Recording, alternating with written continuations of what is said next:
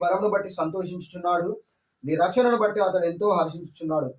అతని మనోభిష్టము నీవు సఫలం చేయుచున్నావు. అతని పెదవులో నుండి వచ్చిన ప్రార్థన నీవు మానక అంగీకరించుచున్నావు. శ్రేయస్కరమైన ఆశీర్వాదములతో నీవు అతనిని ఎదుర్కొనుచున్నావు. కీర్తనకారుడు అంటున్నాడు, యుద్ధంలో మరి విజయం పొందుకున్న తర్వాత మరి నీవు చేసేటువంటి ప్రార్థనకు జవాబునిస్తానంటున్నాడు దేవుడు.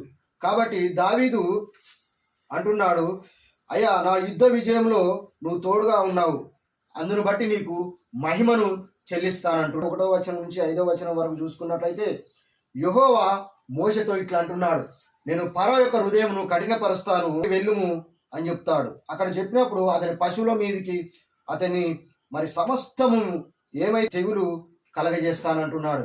ఈనాడు దేవుని మాట వినకుండా ఎవరైతే దేవునికి అయిష్టంగా అయోగ్యంగా జీవిస్తున్నారో ఆ తెగులు వలన మరి